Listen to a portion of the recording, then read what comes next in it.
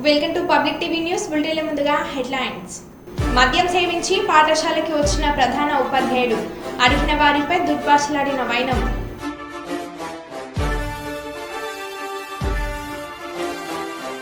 కర్నూలు సర్వజన వైద్యశాల కాన్పుల వార్డులో డాక్టర్ల నిర్లక్ష్యం.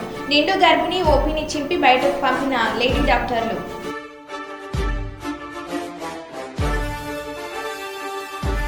ఆర్థికంగా చితికిన ఏపీకి బూస్ట్ ఇచ్చిన కేంద్రం.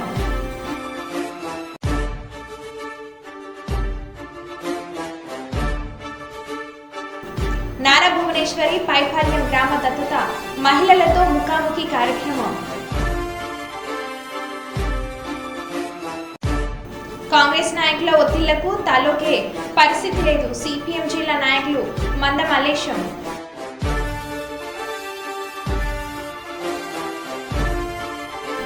ఏలూరులో ఫుడ్ ఇన్స్పెక్టర్ అవతారం ఎత్తిన నలుగురు నకిలీ విలేకరుల ముఠా అరెస్ట్.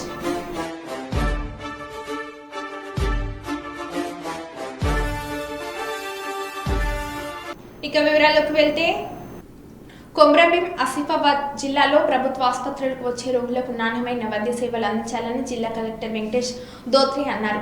జిల్లాలోని రెబ్బెన మండల కేంద్రంలో గల ప్రాథమిక ఆరోగ్య కేంద్రాన్ని జిల్లా వైద్యాధికారి తుకారం భట్తో కలిసి ఆకస్మికంగా తనిఖీలు చేశారు. ఆసుపత్రికి వచ్చిన గర్భిణులను వివరాలు అడిగి తెలుసుకున్నారు. ఆసుపత్రి స్టోర్ రూమ్ పరిశీలించి రికార్డులు తనిఖీలు చేశారు. ఈ సందర్భంగా ఆయన మాట్లాడుతూ ప్రభుత్వ ఆసుపత్రులకు వచ్చే రోగులకు నాణ్యమైన వైద్య సేవలు అందించాలని అన్నారు.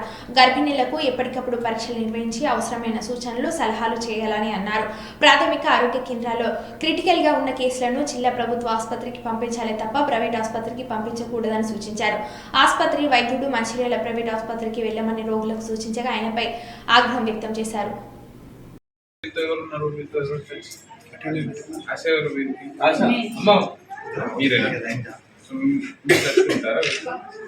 ఎప్పుడెప్పుడు ఫోన్ చేస్తూ ఉంటారు? 7 months 9 months మంత్రాలు 3 months 4 months 5 months ఆశీర్వాదం తీసుకెళ్ళలేదు సార్. కానీ అక్కడ డాక్టర్ ఉండేనా? ఏ డాక్టర్ ఉండే? పేరెంట్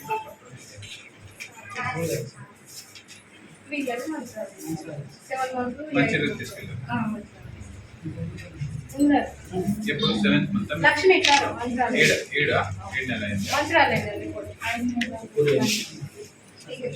ఇదన్నీ మంచిగా తీసుకున్నాను. జీజీఎస్ ఇక్కడ చెయ్యమంటారు సార్.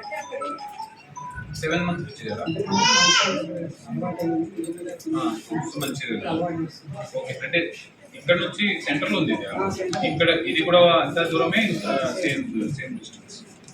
ఓకే, రెండింటిలో అట్లీస్ట్ మీరు తీసుకోవాలంటున్నాం. వాళ్ళు ప్రైవేట్లో డబ్బు ఇచ్చి పోవాలంటే అది ఎందుకు పోవాలి? డబ్బు ఇవ్వాలి. గవర్నమెంట్ దగ్గర ఫ్రీ ఉంది, మంచిర్యాలలో ఉంది, లేకపోతే ఇక్కడ కూడా ఉంది, రెండిట్లో ఉంది. వాళ్ళు డబ్బు ఇచ్చి ఒక స్కానింగ్ పోవాలంటే ఎందుకు భారం?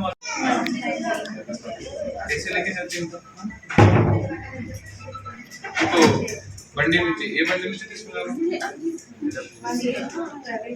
कुठल्या गाडीत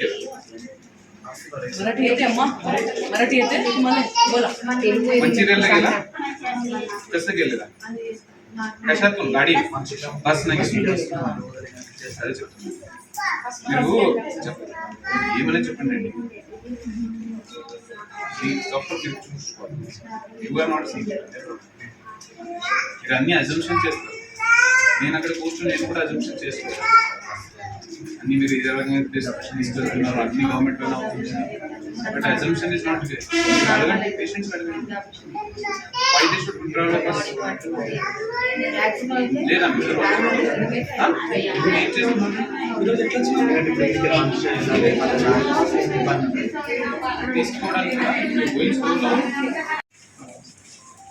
కేసెస్ ఏమి వచ్చాయి? Typhoid, diarrhoea.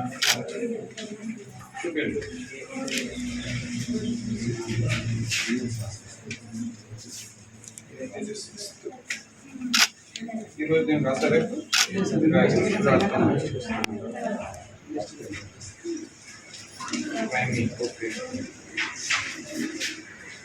ఏం చెక్ చేస్తున్నారు?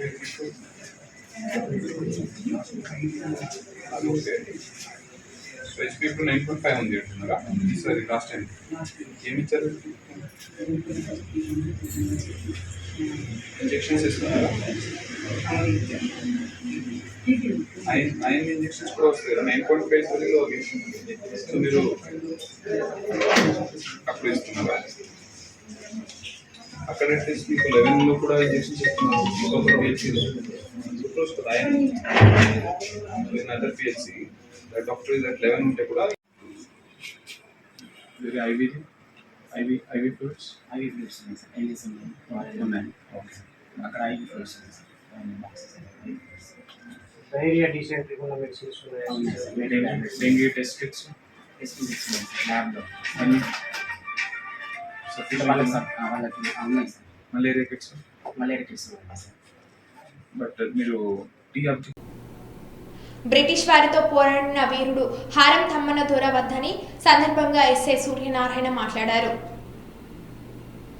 తొలి గిరిజన వీరుడు, స్వతంత్ర సమరయోధుడు 1840లోనే బ్రిటిష్ వారికి వ్యతిరేకంగా పోరాటం చేసి వాళ్ళ ఆధిపత్యాన్ని ప్రశ్నించి గిరిజన ప్రాంతంలో మీపెత్తనం ఏంటని ఆ రోజుల్లోనే మధ్యలో ఉండేటువంటి గిరిజనులందరికీ కూడా ధైర్యం ఇవ్వడానికి ఆ రంపటోడూరు ఉన్న క్యాంప్ మీద దాడి చేసి 12 మంది సైనికుల్ని హతమార్చి అప్పటి నుండి 1948 దాకా గిరిల్లా పోరాటాలు చేసి ఆ తర్వాత అదృశ్యమయ్యి పూర్తిగా మొత్తం అజ్ఞాతంలోనే ఉండి 1880 దాకా పోరాటం చేసినటువంటి సుదీర్ఘ కాలం పాటు 40 సంవత్సరాల పోరాటం చేసినటువంటి హారం తమ్మన దొర 100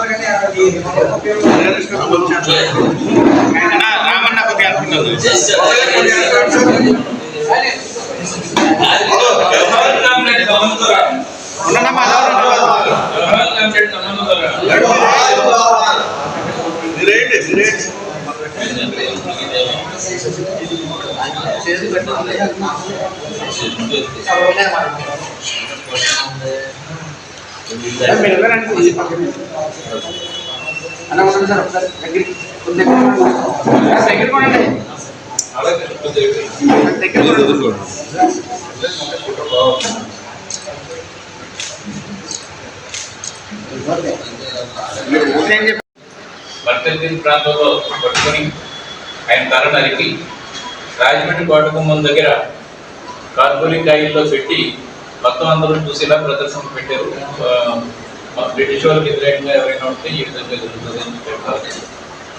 ఇంత చరిత్ర ఉన్నటువంటి హారం తమ్మన దొర సంబంధించి ఢిల్లీలో జరిగినటువంటి 75 సంవత్సరాలు స్వతంత్ర వచ్చిన సందర్భంగా ఢిల్లీలో జరిగినటువంటి ఆ సభల్లో అప్పుడు ఎన్డీఏ ప్రభుత్వం ఆంధ్రప్రదేశ్ నుంచి తొలి గిరిజన వీరుడిగా హారం తమ్మన దొరని స్మరించుకోవడం జరిగింది. అదే సందర్భంలో ఆంధ్రప్రదేశ్ నుంచి 2 వన్య వీరులు ఉన్నారు. తొలి తరంలో హారం తమ్మన దొర, తర్వాత తరంలో దూసే తరంలో చూసి సాంగ్స్ కూడా ప్రచురించడం జరిగింది. ఇంతటి చరిత్ర ఉన్నటువంటి హారం తమ్మన దొరని మొదటి నుంచి స్మరించుకోవడంలో కానీ ఆయనకి ఇవ్వాల్సినటువంటి ప్రాధాన్యత ఇవ్వడంలో కానీ ప్రభుత్వాలు ఇవ్వడమే ఎన్డీఏ ప్రభుత్వం వాళ్ళు ఐడెంటిఫై చేసి ఈ చరిత్ర అంతా కూడా తీసి ఢిల్లీలో కూడా అసెంబ్లీలో ఈ వేసిన తర్వాత మొత్తం ప్రపంచానికి దేశ అందరికీ కూడా అందరికీ తెలిసింది. తెలిసిన తర్వాత కూడా గత ప్రభుత్వం తగిన ప్రాధాన్యత ఇవ్వలేదు.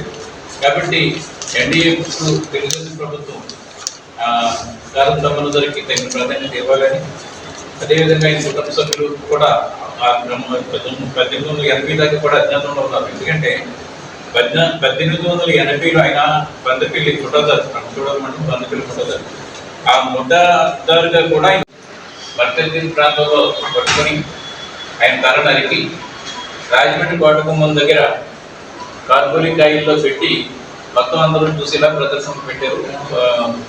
బ్రిటిష్ వాళ్ళకి వ్యతిరేకంగా ఎవరైనా ఉంటే ఈ విధంగా జరుగుతుంది అని చెప్పారు.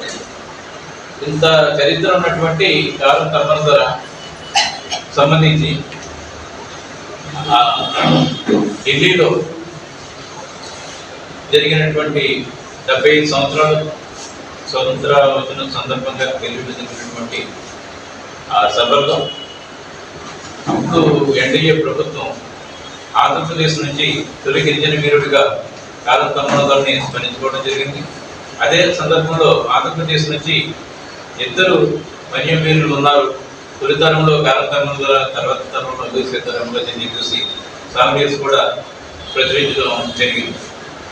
ఇంతటి చరిత్ర ఉన్నటువంటి కాలం తమ్ముళ్ళని మొదటి నుంచి స్మరించుకోవడంలో కానీ ఆయనకి ఇవ్వాల్సినటువంటి ప్రాధాన్యత ఇవ్వడంలో కానీ ప్రభుత్వాలు ఇవ్వడం కూడా 1875లో పుట్టాడు. స్వతంత్ర సమరయోధులు వీళ్ళందరూ కూడా అంటే కాలం తమ్మన్న ద్వారా పోరాటం చేసేనాటికి బ్రిటిషర్లకు వ్యతిరేకంగా 1940లో పోరాటం చేసేనాటికి వీళ్ళెవరూ కూడా పుట్టలేదు.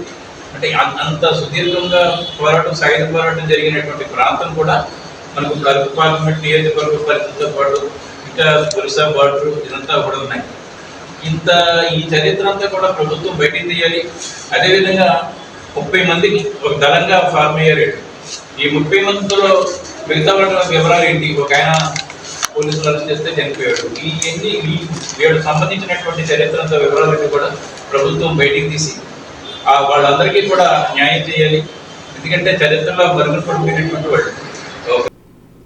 వేములవాడ పట్టణ కాంగ్రెస్ అధ్యక్షులు చంద్రగిరి శ్రీనివాస్ గౌడ్ ఆధ్వర్యంలో మంగళవారం వేములవాడ పట్టణానికి చెందిన 33 మంది లబ్ధిదారులకు సీఎం రిలీఫ్ ఫండ్ చెక్కులను అందజేశారు. ప్రతి లబ్ధిదారుని ఇంటి నుండి స్వయంగా వెళ్లి కాంగ్రెస్ నాయకులు చెక్కులు అందజేశారు. ఈ సందర్భంగా పట్టణ కాంగ్రెస్ పార్టీ నాయకులు మాట్లాడుతూ గత ప్రభుత్వ హయాంలో సంక్షేమ పథకాలు సక్రమంగా అందక ప్రజలు చాలా ఇబ్బందులు ఎదుర్కొన్నారని, కానీ కాంగ్రెస్ పార్టీ అధికారంలోకి వచ్చిన తర్వాత సీఎం రేవంత్ రెడ్డి నాయకత్వంలో ప్రజాపాలనలో అభివృద్ధి సంక్షేమ పథకాలు నిర్విరామంగా కొనసాగుతున్నాయని అన్నారు. ఈ కార్యక్రమంలోనే సీఎం రేవంత్ రెడ్డి సహకారంతో ప్రభుత్వ విప్ ఆది శ్రీనివాసుల ప్రత్యేక చొరవతో సీఎం ఆర్ఎఫ్ చెక్కులు మంజూరయ్యాయని, వారి ఆదేశాల మేరకు నేరుగా లబ్ధిదారుల ఇంటికి వెళ్లి చెక్కులు అందించడం జరిగిందని అన్నారు.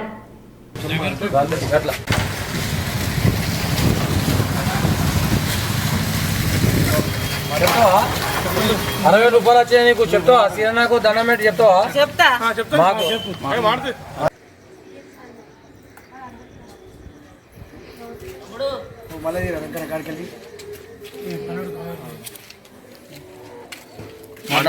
చెప్పు రెండు ముచ్చట్లు చెప్పు. మరి చెప్పాను చెప్పు మాట్లాడమ్మా. మాట్లాడి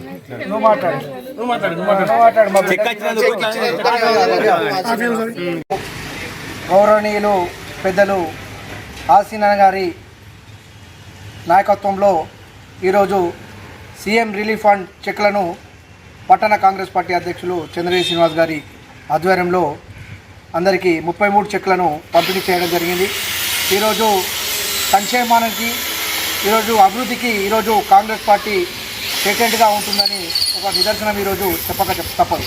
గత ప్రభుత్వంలో ఈరోజు చెక్కులు అనేటువంటివి ఇవ్వక చాలా ఇబ్బందులు చేసినటువంటి తరుణము చూసాం. అందులో భాగంగా ఈరోజు కాంగ్రెస్ పార్టీ అధికారంలోకి రావడంతో సీఎం రేవంత్ రెడ్డి ముఖ్యమంత్రి అయినాక ఈరోజు సీఎం రిలీఫ్ ఫండ్ చెక్లను ప్రతి ఇంటికి, ప్రతి గడపకు వెళ్ళి ఇవ్వమని ఆదేశాలు ఇవ్వడం జరిగింది. అందులో భాగంగా మేము ఈరోజు ప్రతి ఇంటికి, ప్రతి గడపకు దొక్కుతూ ఈరోజు చెక్కులు ఇస్తే వారు ఎంతో ఆనందం వ్యక్తం చేస్తున్నారు. అందుకు పెద్దలు గౌరవనీయులు ఆసీన గారికి ప్రత్యేకమైనటువంటి ధన్యవాదాలు వారి తరఫున, మా తరఫున తెలియజేస్తున్నాం. ఫ్లైట్ మోడ్ పెట్టే మధ్యలో ఫోన్ అయితే ఎమ్మెల్యే ప్రభుత్వ వైపు మన వేములవాడ ఆదిశీనన్న గారి ఆధ్వర్యంలో వేములవాడ టౌన్లో 32 CM relief fund, 33 CM relief fund చెక్కులు శాంక్షన్ అవ్వడం జరిగింది. ఇలా మార్పు మొదలైనడానికి ఇదొకటి నిదర్శనం. ఎందుకనంటే ఇంతకుముందు చెక్కులు వాళ్ళు వచ్చి తిరిగి చెక్కులు అడిగి మరి వాళ్ళకు వచ్చినా లేదా డేట్లు కన్ఫ్యూజ్ అయ్యే పరిస్థితి ఉంటుండే.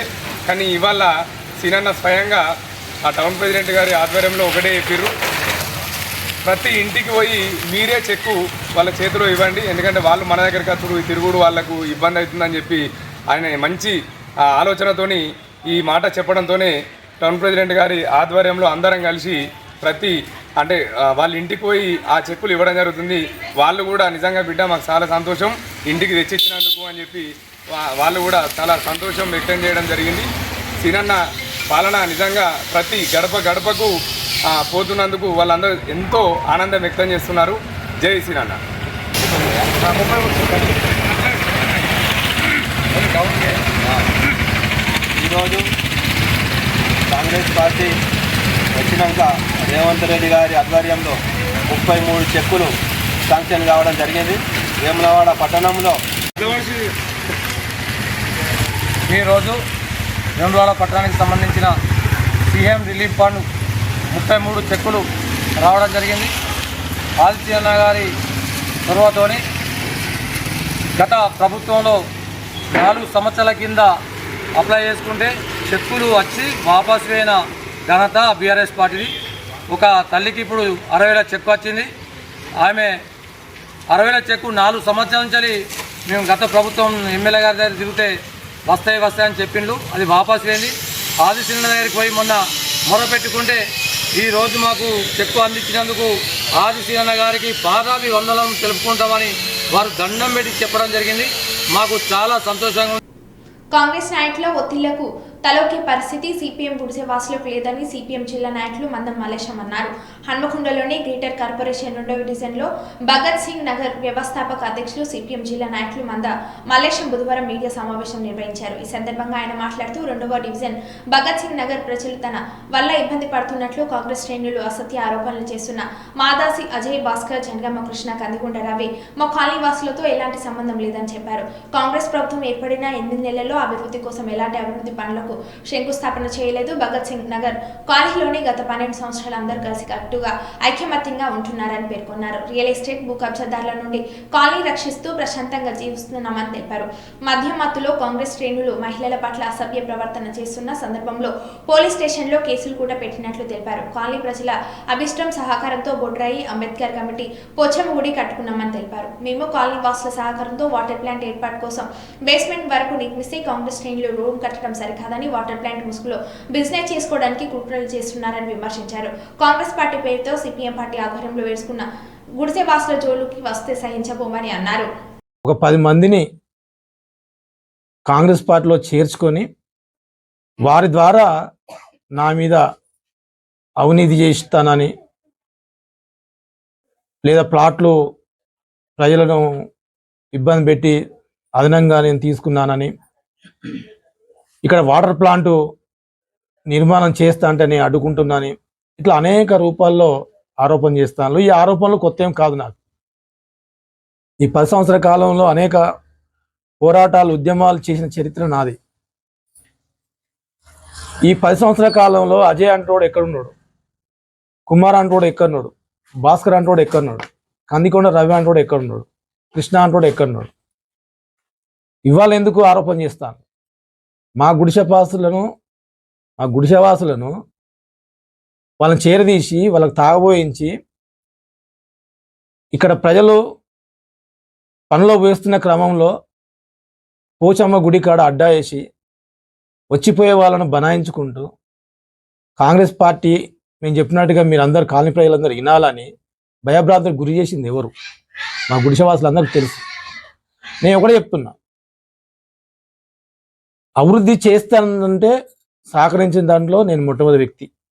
ఎందుకంటే ఇవాళ ఈ 12 సంవత్సరాల కాలంలో సిపిఎం పార్టీ నుండి అభివృద్ధి చేస్తానంటే బీఆర్ఎస్ పార్టీకి పోయినాం. అది పొరపాటు కావచ్చు. దానికి ఎందుకు? అభివృద్ధి జరగాలి, పేదలకు పట్టాలు ఇస్తా అన్నాడు ఆ రోజున ఎమ్మెల్యే గారు. అభివృద్ధి చేస్తానంటే పోయినాం. అది ఆచరణలో సాధ్యం కాలే. కాబట్టి నా మాతృ సంస్థ ఏదైతుందో మేము గుడిసెవాసులు అందరం నాతో పాటుగా సిపిఎం పార్టీకి వెళ్ళినాం. సిపిఎం పార్టీ పోయిన తర్వాత కావాలని ఉద్దేశపూర్వకంగా నా పైన మాదాసి అజయ్ అంటే ఆయన, భాస్కర్ అంటే ఆయన, కుమార్ అంటే ఆయన ఇదే ఆఫీసులో దాడి చేసిండ్రు.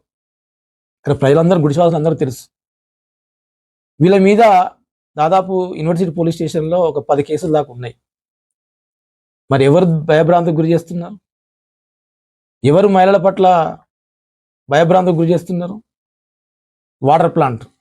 వాటర్ ప్లాంట్ సంబంధించింది మేము పేద ప్రజలందరం స్వచ్ఛంద సంస్థకు ఆశ్రమించి మాకు నీళ్లు కావాలని మేమందరం దరఖాస్తు చేసుకుంటే వాళ్ళు వచ్చి ఎంక్వైరీ చేసిన తర్వాత ఒక 2 రోజుల మందం మీరు కట్టుకుంటే మేము ఇస్తామని, శాంక్షన్ చేస్తామని బాల వికాస స్వచ్ఛంద సంస్థ వాళ్ళు చెప్తే మేము పేదోళ్ళందరం ఇంటికి ఇంత చందా వసూలు చేసుకొని 2 రూమ్లు బెడ్ పోసుకున్నాం. 55,000 రూపాయలు స్వచ్ఛంద సంస్థకు కడతాం. మరి 10 మందికి ఇన్ని సంవత్సరాల కాంచి ఈ కాలనీ అభివృద్ధిలో భాగంగా ఏ రోజు సహకరించని జంగం కృష్ణ కానీ, కందికొండ రవి కానీ, సోని కానీ, కాంత కానీ ఇట్లాంటి వ్యక్తులు ఏ రోజు రాలే అభివృద్ధిలో భాగంగా. మరి పోచమ్మ గుడి పెట్టుకున్నాం, దానికో 12,50,000 అయినాయి. బొడ్రాయి పెట్టుకున్నాం, 13,50,000 అయినాయి. అంబేద్కర్ కమిటీ హాళ్ళు కట్టుకున్నాం, దానికి 7,50,000 అయినాయి.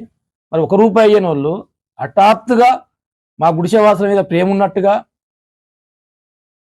2 రూములు గోడలు లేపినంత మాత్రాన మేము వాటర్ ప్లాంట్ పెట్టుకుంటా అంటే మందమలేశం. కర్నూలు నగరంలోని ఆర్ఎంకే ప్లాజా నారాయణ జూనియర్ కళాశాల నందు ఐద్వా జిల్లా కోశాధికారి పిఎస్ సుజాత అధ్యక్షతన మహిళలు, మైనర్ బాలికలపై అత్యాచారాలను, హత్యలను నివారిద్దాం అనే అంశంపై సదస్సు నిర్వహించారు. ఈ కార్యక్రమాన్ని ఉద్దేశించి శ్రామిక మహిళా సంఘం జిల్లా కన్వీనర్ పి నిర్మల, కళాశాల వైస్ ప్రిన్సిపల్ రేవతి మాట్లాడుతూ 1938లో మద్రాస్ వైద్య కళాశాలలో ఎంబీబీఎస్ గైనకాలజీ పూర్తయిన తర్వాత 1940లో సింగపూర్ వెళ్లి అక్కడ భారతీయ నిర్పేదల వాడలో వైద్యశాల స్థాపించి స్థానికంగా ఉన్న భారతీయ కార్మికులకు సేవలు అందించారు. కెప్టెన్ లక్ష్మి సహగల్తో స్ఫూర్తితో పోరాడి నీటి సమాజంలో మహిళలపై, మైనర్ బాలికలపై జరుగుతున్న హత్యలు, అత్యాచారాలు, దాడుల, దౌర్జన్యాలకు వ్యతిరేకంగా పోరాడాలని పిలుపునిచ్చారు. పసిపిల్లలు, స్కూల్ పిల్లలు ఇలా వయసుతో సంబంధం లేకుండా రోజు రోజుకు మహిళలపై అత్యాచారాలు పెరిగిపోతున్నాయని ఆవేదన వ్యక్తం చేశారు. కేంద్ర, రాష్ట్ర ప్రభుత్వ చట్టాలు చేసినప్పటికీ వాటిని సమర్థవంతంగా అమలు చేసే యంత్రాంగాన్ని ఏర్పాటు చేయడంలో విఫలమవుతున్నామని ఆరోపించారు. డ్రగ్స్, అశ్లీలత విచ్చలవిడిగా పెరిగిపోవడం వల్లే ఇలాంటి అఘాయిత్యాలకు కారణమవుతున్నామని తెలిపారు. ప్రభుత్వం యంత్రాంగం డ్రగ్స్, అశ్లీలతపై ఉక్కుపాదం మోపి హత్యలు, అత్యాచారాల నుంచి మహిళలు కాపాడాలని డిమాండ్ చేశారు. లక్ష్మీ సెగల్ బతికి ఉన్నంత వరకు తన జీవితాన్ని పోరాటాలకు, సేవ చేయడానికి ఉపయోగించారని, ఆమె స్ఫూర్తితో మనమందరం ఉద్యమిద్దామని పిలుపునిచ్చారు.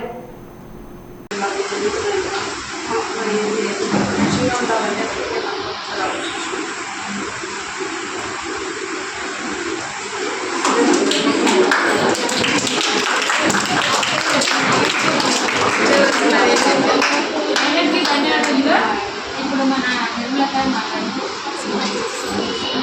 కుప్ప మండలంలో నారా భువనేశ్వరి పైఫల్యం గ్రామం దత్తత కార్యక్రమంలో భాగంగా పైఫల్యం చేరుకున్న నారా భువనేశ్వరి పండగ వాతావరణంలో భువనేశ్వరికి ఘన స్వాగతం పలికిన పైఫల్యం గ్రామస్తులు, భువనేశ్వరి పైన పూల వర్షం కురిపించిన పైఫల్యం గ్రామస్తులు, మహిళలు. పైఫల్యం మహిళలతో ముఖాముఖి కార్యక్రమంలో నారా భువనేశ్వరి మాట్లాడుతూ పైఫల్యం గ్రామ ప్రజలకు, తెలుగు మహిళలకు, నా ఆడబిడ్డలకు అంటూ హృదయపూర్వక నమస్కారాలు తెలిపారు. గత వైసీపీ పాలనలో అనేక అరాచకాలతో విసిగిపోయిన మీరు 2024 ఎన్నికల్లో టీడీపీకి ఓటు వేశారు. వైసీపీ పాలనలో ఒక గ్రామం కూడా అభివృద్ధి చెందలేదు అని అన్నారు. రాష్ట్రంలో నేడు కొలువు తీరిన కూటమి పాలనలో ఎవరు భయపడాల్సిన అవసరం లేదు, మీకు పూర్తి స్వేచ్ఛ, స్వాతంత్రం ఉంటుందని తెలిపారు. రాష్ట్ర ప్రజలంతా ఒకే తాటిపై వచ్చి కూటమి అభ్యర్థులకు ఓటు వేసి ప్రభుత్వాన్ని తీసుకువచ్చారు. చంద్రబాబు నాయకత్వం గురించి మీరందరికీ తెలుసు. వైసీపీ ప్రభుత్వం గత 5 ఏళ్లుగా పేదల పొట్ట కొట్టింది. చంద్రబాబు ప్రజలకు ముఖ్యమైనవన్నీ అందిస్తారు.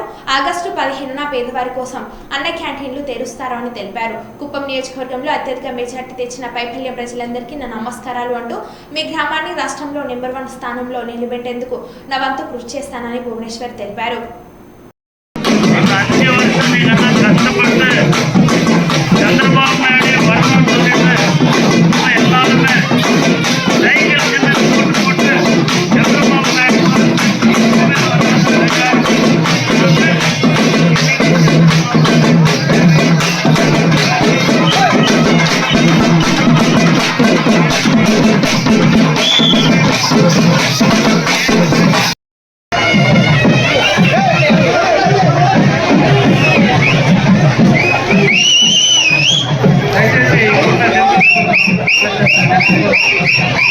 దయచేసి అందరూ కొంచెం వెహికల్కి సైడ్ ఇచ్చి కొంచెం స్పీడ్గా పోనివ్వాలి. ఇంకా 2 గ్రామాలు ఉన్నాయి మేడం గారు వెళ్ళాల్సినవి. దయచేసి సహకరించండి ప్లీజ్.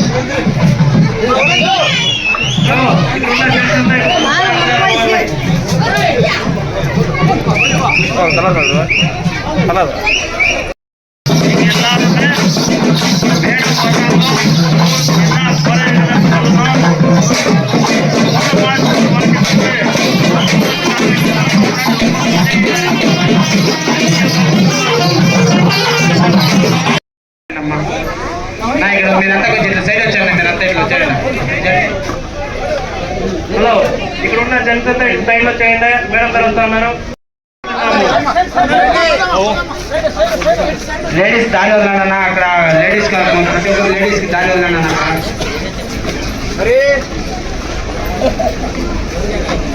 జెంట్స్ అంటే లేడీస్ వస్తున్నారు, వాళ్ళు లేడీస్ మీటింగ్ ఇది. దయచేసి జెంట్స్ మొత్తం దయచేసి వెనకాల ప్రజలందరూ కూడా మొత్తం మహిళలు మాకు ముందుకు పంపించండి. దీని మీద ఎవరు ఎక్కిద్దండి, స్టేజ్ మీద ఎవరు ఎక్కదు, రచ్చపడి ఎవరు ఎక్కద్దండి. జెంట్స్ మొత్తం వెనకాలమ్మా. అదే కాకుండా పైపాలెం పంచాయతీ ప్రజలకి మరియు తెలుగుదేశం ఆడబిడ్డలకి, అదే కాకుండా మా కుటుంబం ఆడబిడ్డలకి ప్రతి ఒక్కరికి పేరు పేరున నా హృదయపూర్వక నమస్కారాలు. ఎందుకు వేశారు? ఎందుకంటే ప్రతి ఒక్కళ్ళు బాధ్యతలు ఈ వైసీపీ ప్రభుత్వం గురించి. అరాచకాలు మీరు భరించలేక ఏదో వాళ్ళేదో చేస్తారని అనుకున్నారు. ఒక్క ఛాన్స్, వన్ మోర్ ఛాన్స్ అంట మిమ్మల్ని నమ్మించి వాళ్ళు ఓటు వేయించుకున్నారు. దాని తగ్గట్టే మీరు చూశారు వాళ్ళు ఏం చేశారు. ఒక్కటన్నా అభివృద్ధి చెందిందమ్మా ఆ ప్రభుత్వం కింద? మీరు చెప్పచ్చు, ఇక్కడ ఎవరు కొట్టరు, మీకు ఆ స్వాతంత్రం ఉంది, మీకు ఆ స్వేచ్ఛ ఉంది మాట్లాడటానికి. జరిగిందా లేదా అభివృద్ధి? రాష్ట్రం అంతా చూశారు. ఒక ఇండస్ట్రీ వచ్చిందా? మీకు మీ ప్రభుత్వం మీకు ఏమేమి చేయాలో తప్పకుండా, ఏమేమి హామీలు మీకు ఇచ్చారో తప్పకుండా అది చంద్రబాబు నాయుడు గారు ముందుకు తీసుకెళ్తారు. మీకు ఆయన నాయకత్వం గురించి తెలుసు. 15న ఆయన మళ్ళీ అన్న క్యాంటీన్ని ముందుకు తీసుకెళ్తున్నారు. ఒకప్పుడు రోజు చేశారు ఆ అన్న క్యాంటీన్లో. అట్లానే కాకుండా ఆయన ముఖ్యమంత్రిగా ముందర ఉన్నప్పుడు ఏమేమి పథకాలు తీసుకొచ్చారో మంత్రి చేసి ఆ ఘనత మన కుప్పం ప్రజలకే దక్కుతుంది. తప్పకుండా ఆయన కుప్పం నియోజకవర్గానికి ఏమి ఆయన ఇస్తానన్నారో తప్పకుండా అందరికీ తెలుసు. స్త్రీలకి ఉండే రక్ష ఇంకా ఏ పార్టీ ఉన్నా కూడా అది ఉండదు. ఎందుకంటే మళ్ళీ ఒక ఇన్సిడెంట్ మీకు గుర్తు చేస్తున్నాను. చంద్రబాబు నాయుడు గారు విభజన అయిన తర్వాత ఆంధ్రప్రదేశ్ స్టేటు విభజన అయిన తర్వాత ఆయన ముఖ్యమంత్రి అయినప్పుడు మరో మళ్ళీ కలుద్దాం. Stay tune.